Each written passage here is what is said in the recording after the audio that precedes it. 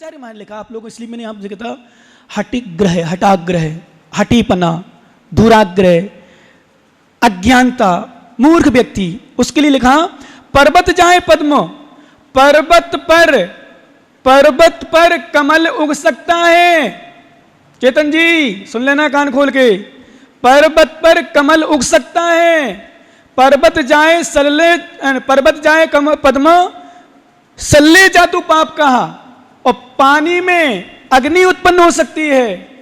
और पीयूषम काल कूटे चे, और काल कूट अमृत हो सकता है, पर मूर्ख व्यक्ति को समझा नहीं सकते। क्या? अज्ञानी व्यक्ति को, हठाग्रही दुराग्रही को तुम किसी भी कर लो, कुछ भी कर लेना, गारंटी मेरी है, क्योंकि शास्त्र बता रहा हूं, आचार्य महाराज लिखा है धर परीक्षा ग्रंथ में।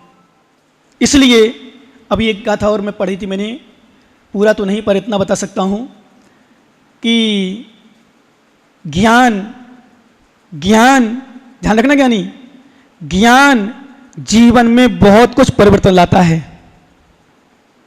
जितने लोग भटक रहे हैं संसार में, जितने लोग भटक रहे हैं संसार में, जितने लोग परेशान हो रहे हैं संसार में, जितने लोग परेशान कर रहे हैं संसार में, सब ज्ञान के अभाव में।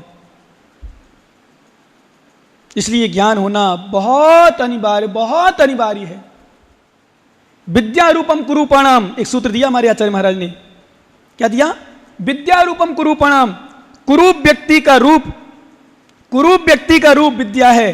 जैसे माताओं के लिए पतिव्रता स्त्री रूपाणाम, पतिव्रता जो स्त्री है, पतिव्रता स्त्री जानते हो माताओं आप लोग? पतिव्रता मतलब अपने पति से मत संबंध रखती है, उसका वही रूप है।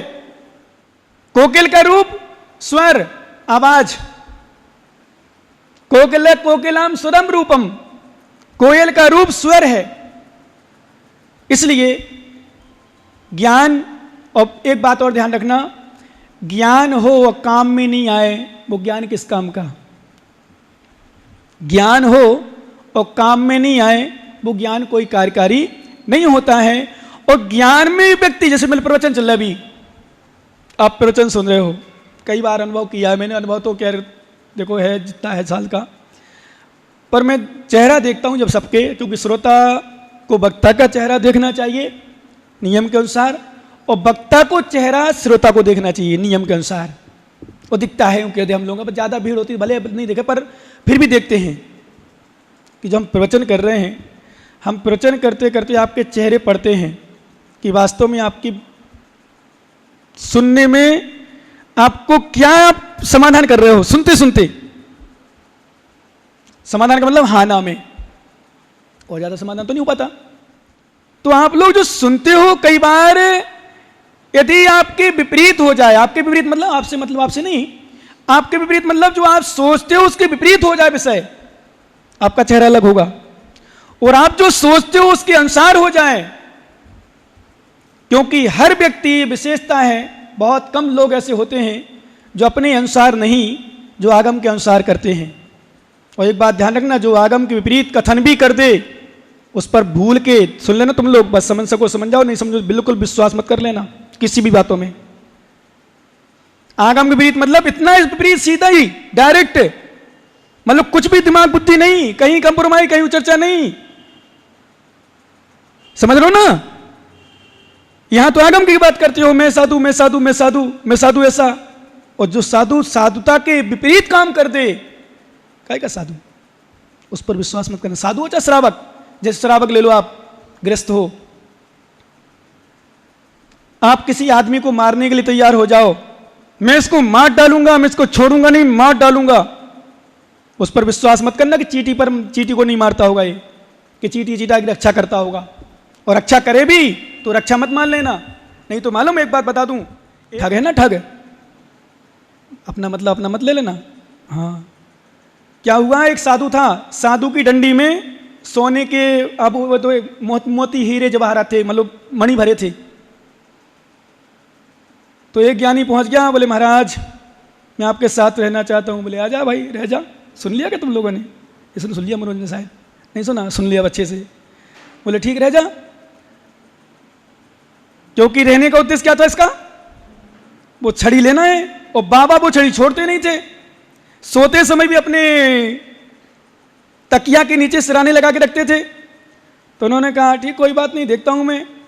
एक दिन क्या हुआ, किसी घर में सोए और जैसे ही घर जाने लगे, सुबह उठ के नहा धो के स्नान आदि करके दैनिक क्रियाएं करके जाने लगे, तो ये अपने कपड़े में एक भूसा का तिनका था।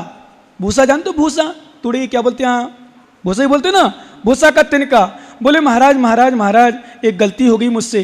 ध्यान समझना ज्ञानी, समझना, मुझसे गलती हो गई। बोले क्या हो गया? बोले महाराज मुझसे चोरी का दोष लगेगा, भूसा का तिनका आ गया मेरे कपड़े में छिपा और उसकी चोरी, उसकी सामग्री मुझे लेना नहीं चाहिए, आप कहो तो मैं वापस कर आऊं। तो महाराज ने सोचा कि यार इतना ईमानदार व्यक्ति है, इतना ईमानदार व्यक्ति है, इतना ईमानदार व्यक्ति को जो तिनका को वापस कर रहा है, तो अन्य चोरी क्या करेगा छड़ी? बोले बेटा सुन इधर आ। बोले कुबेर इधर आ। बोले छड़ी ले जा, बीच में रास्ते में कुत्ते परेशान करेंगे। अब समझ गए होंगे आप लोग, अभी तक वापस नहीं आया। नहीं समझे क्या ज्ञानी है? समझ लो कमलेश, नहीं अभी नहीं समझ में आई होगी। अन्य तिनका की रक्षा के लिए छड़ी ले गया, तिनका को वापस कर दूं। ऐसे होते कुछ श्रावक, ऐसे होते कुछ साधु ढोंगी, ध्यान रखना, जो तिनका की तो रक्षा कर रहे, इसलिए हमारे आगम में लिखा है, ध्यान रखना ज्ञानी। अब आप सिद्धांत में चलें, उत्तर गुण की रक्षा मत करना। बहुत सारे साधु, बहुत सारे श्रावक, बहुत सारे भेषधारी उत्तर गुण का तो पालन करते हैं और मूल गुण का घात करते हैं। समझ रहे? जैसे हमारे आचार्य में लिखा है मूलाचार में, सिर की रक्षा करना, उंगली पैर की आदि की रक्षा नहीं करना, सिर मूल अंग है।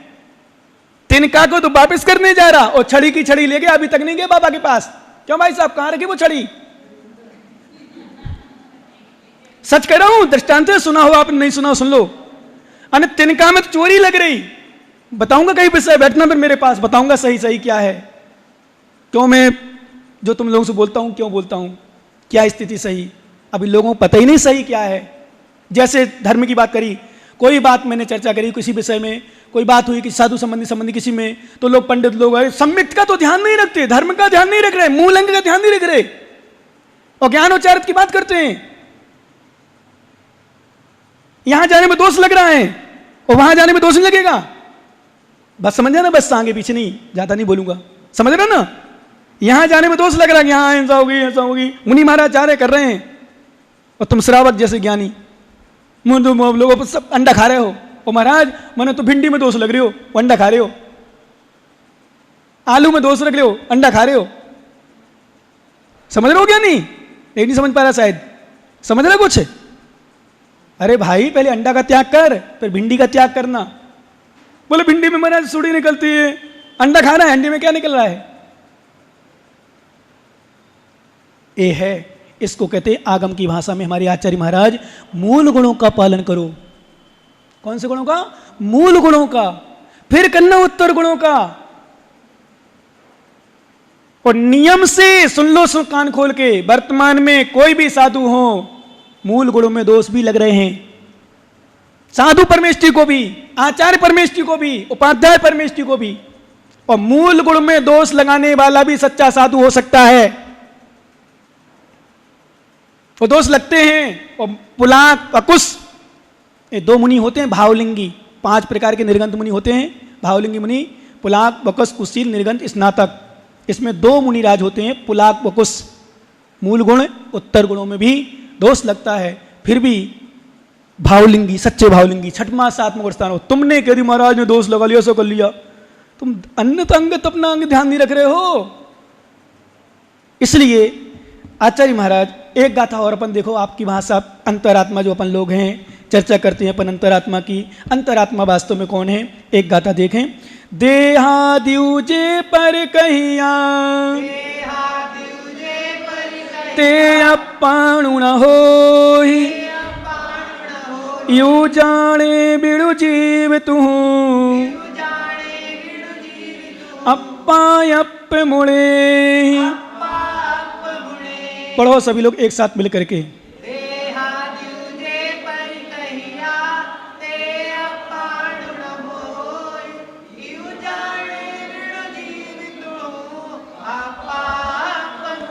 क्या बात है। फिर से एक बार नमोस्तु कर लो। अंतरात्मा बनने का प्रयास करना कि भगवान मैं भी ऐसा बनूं, बनना है। देखो मैंने कल एक बात केसरीलाल जी को कही थी शायद, और केसरीलाल जी सुन भी रहे शायद ऊपर से। आवाज आ रही है क्या? ध्यान देना। तो शुद्धि में वस्त्र पहन लिए उन लोगों ने। देखो पालन करो ना करो, पर स्वीकार तो करो कि मुझे ऐसा करना चाहिए। जैसे तुमसे कोई गलती हो जाए, गलती सुधार करो ना करो, ये तो स्वीकार करो हाँ गलती है, मुझे स्वीकार सुधार करना चाहिए। तो कम से कम सुनो तो, बैठो तो।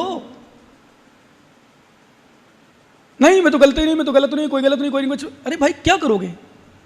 अंतरात्मा की विशेषता है भाई साहब। योग सार ये मात्र सुनना ही नहीं, जीवन में उतारने का प्रयास करना। योग सार क्या कहता है? इसलिए हमारे आचार्य महाराज ने, शुभचंद्र स्वामी ने ज्ञानारणों में एक गाथा दी है, अलौकिक महोवृत्तम ज्ञान न केन वर्णते अज्ञानी बधते यत्र ज्ञानी तत्रो मुचते। अलौकिक महोवृत्तम, ओह आश्चर्य है, ज्ञानियों की वृत्ति कुछ अलग ही होती है। अज्ञानी बधते यत्र ज्ञानी तत्रो मुचते। जिन क्रियाओं में अज्ञानी कर्म बंध कर रहा है, उसी क्रिया में ज्ञानी कर्मों से छूट रहा है। क्या? जिन क्रियाओं में अज्ञानी कर्म बंद कर रहा है, उन्हीं क्रियाओं में क्या? ज्ञानी कर्म से छूट रहा है। क्यों? क्या विशेषता है? एक भोजन कर रहा है, एक उपवास कर रहा है। सपोज करो आप दो श्रावक हो, और एक इसने उपवास किया, इसने भोजन किया, और एक कहीं रिसेप्शन में ले गया।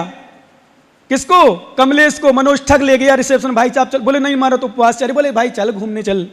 वहां देखा बढ़िया अलग अनेक प्रकार के बढ़िया, क्या बोलते उसको, ट्रे है, पकवान तो ठीक। अरे वो जो रखे रहते पहले तो स्टाल में रखे रहते ना, अरे बर्तन पात्र क्या बोलते उसको, स्टाल तो होते हैं, ऐसे रखे रहते ना, ऐसे बड़े बड़े बढ़िया भगोनी वगैरह से बन के। हाँ पात्र मान लो तुम, जिसमें सामग्री रखी रहती है। इसने देखो बाहर से, यार क्या माल यार, मारा तो उपवास हो गया यार, बताओ मैं क्या करूं, खा लेता तो बढ़िया। और ये खा रहा है, मालूम क्या सोच रहा, मैं कैसा मूर्ख हूं, तो इसके से तो उपवास कर लेता है। बताओ ये उपवास करो, मैं खा रहा हूं, खाने से क्या होगा? क्या हो रहा? बोल ज्ञानी। अज्ञानी बधते यत्र ज्ञानी तत्रो मुचते। जिस क्रिया में अज्ञानी कर्म बंद कर रहा है, उसी में ज्ञानी कर्म का छूट रहा है। और यहां तो एक अलग अलग, जब तक मैंने उपवास बता दिया है, उपवास छोड़ दो। दो व्यक्ति खाने गए, मैंने एक दिन बताया था शायद आपको, दोनों खाना खाने गए। एक खा रहा है इसलिए भाई चलो ठीक है खाना है खा लो, सब कुछ खा रहा है वही आइटम, गुलाब जामुन, रसगुल्ला, रबड़ी, जलेबी, दही बड़ा, डोसा, इडली, और बोलो ना आप लोग, ब्रेड, पाव भाजी आदि आदि, पतासी, पानी पतासी, सब। एक खा रहा है इसलिए मिला है, खाना है, पेट भरना है, और दूसरा कह रहा मजा आ गया मजा आ गया, तो ऐसे ही मिलता रहे। क्या हो रहा? बोलो ज्ञानी। अज्ञानी बधते यत्र। इसलिए मैं कहता हूं क्रियाओं में वास्तव में उतना फल नहीं मिलता जितना कि भाव में मिलता है, भाव से मिलता है। क्या? अज्ञानी, हाँ धर्म में पूरा भाव प्रधान है। तुम्हारे भाव दूसरे, तो मैंने एक दिन कहा था, हमेशा कहता हूं, पहले कहा था, अभी कह रहा हूं, जब तक जिंदगी रहूंगा और जीवन में उतारूंगा, ये मेरी पिछी कमंडल ये लेने से मेरा कल्याण हो जाएगा, तर जाऊंगा। महाराज बैठे रहना, जब तक भाव शुद्ध नहीं होंगे, भाव शुद्ध नहीं होंगे।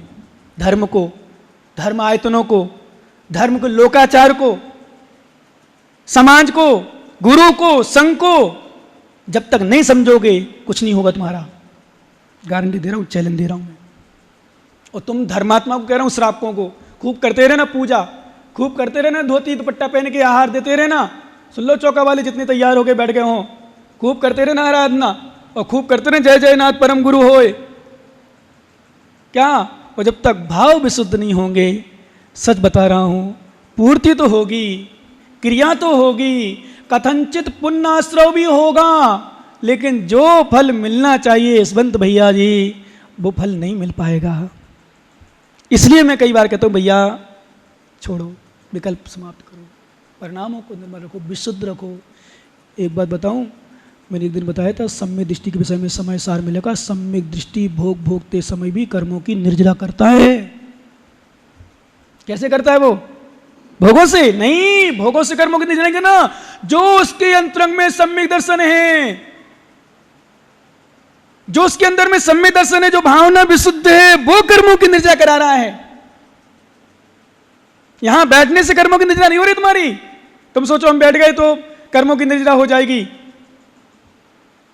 प्रवचन सुन रहे नहीं, तुम्हारे भाव कितने विशुद्ध हैं, कितने विशुद्ध चल रहे हैं, सुनते समय कैसे लग रहे हैं, ध्यान रखना। क्या नहीं हो कभी भी भूल के, भले तुम्हारे लिए कितना प्रतिकूल चल रहा हो तुम्हारा विषय, ये विषय, पर मत कहते ना कि गलत है, ऐसा सही नहीं, ऐसा नहीं। महाराज कह रहे वही सही है, क्योंकि गड़धर की गद्दी है। कौन सी गद्दी है? गड़धर की गद्दी। और गड़धर की गद्दी पर बैठकर विश्वास करना ज्ञानी, यहां झूठा उपदेश नहीं होता है। तुम उतारो ना उतारो अलग विषय है। मैंने कहा ज्ञानी ललित पापड़ी बाल, आलू मत खाना, आलू में से दोष होते हैं। तू खाना हो तो, पर मत कहना महाराज तो जब देखो आलू का, जब देखो गुटखा का, जब देखो इसका त्याग कराते रहते, बोलते रहते। नहीं, मत कर त्याग। मैं कह रहा हूं, साथ में कह रहा हूं, त्याग करना चाहिए। ऐसा दोष है वैसा दोष है कह रहा हूं, पर ये भी कह रहा हूं साथ में मत करना त्याग। पर ये मत कहना महाराज गलत कह रहे हैं। ये कहना महाराज मुझे छोड़ना चाहिए, त्याग करना चाहिए, लेकिन अभी मजबूरी है, नहीं छोड़ पा रहा हूं। ये तुम्हारा कल्याण का सूत्र बन जाएगा। ये तुम्हारा कल्याण का सूत्र बनेगा। कौन? ये सूत्र। समझ में आ रहा? कुछ नहीं, कुछ तो आ रहा, ये तो आ रहा, कुछ समझ में आ रहा, थोड़ा सा, ज्यादा तो नहीं आ पाएगा। क्योंकि गृहस्थ में तो हमने आपको पहले कई बार बता दिया कि वास्तव में तुम लोग क्या करूं, कभी कभी मुझे बड़ी दया भी आती, बड़ी करुणा भी आती, बड़ा मतलब एक क्या बोलते हैं, क्या अपनी भाषा में एक रहम, क्या बोलते हैं उसको, हैं? हाँ फिर से बोलना भैया।